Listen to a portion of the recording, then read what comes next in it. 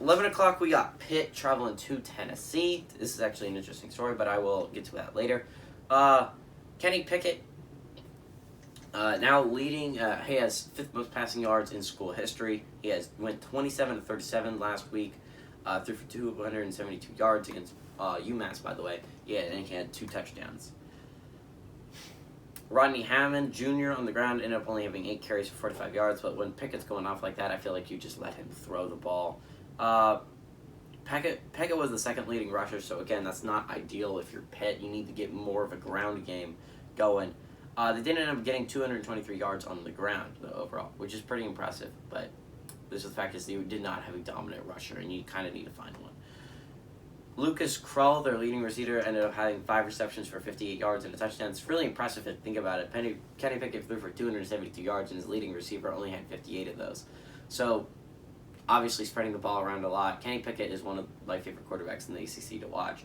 Now you go over to Tennessee's side of things. They started off pretty good with their first win with Josh Heupel. He ended up starting 1-0, obviously, with a 38-6 win over Bowling Green.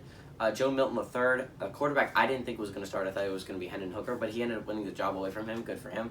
He ended up throwing 11 to 23, threw for 139 yards, a touchdown, and 2 rushing touchdowns. The ground game is what you got to worry about with Tennessee. I don't think Joe Milton's going to kill you through the air.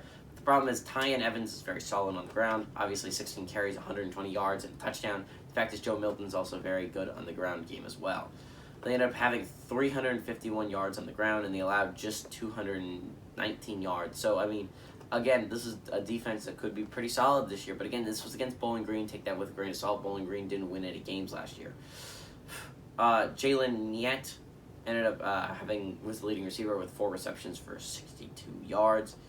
Almost half of Joe Milton's passing yards was this one man. Series, by the way, Pitt is 2-0 in this series. The last time they played was in 1983. This is their first game in 38 years.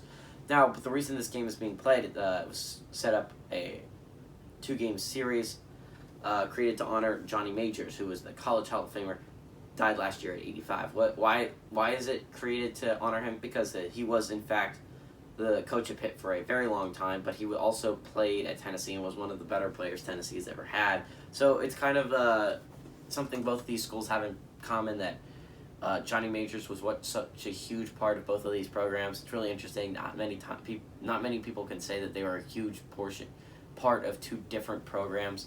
So I think it's really cool that they were able to schedule this. The next one's going to be in Pitt, by the way. Heupel, by the way, is 1-1 against Pitt. That one loss, by the way, was very, very close when he was with UCF. So, I mean, the fact is, Heupel has played Pitt many times before, and while like the series don't normally mean much because like it's different coaching staffs, it's different players.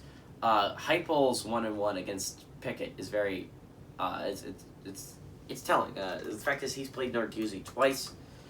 Narduzzi, I mean they both played each other a decent amount of time, 2 times as good amount of times. You know what the other people, how they run their offense. You've watched the game film twice before, a lot of times. Like, and you just watch it over and over that week. You know what they're good at. You know what they're not good at. The only thing I think is an advantage for Tennessee in this one is the fact is that you have all different players.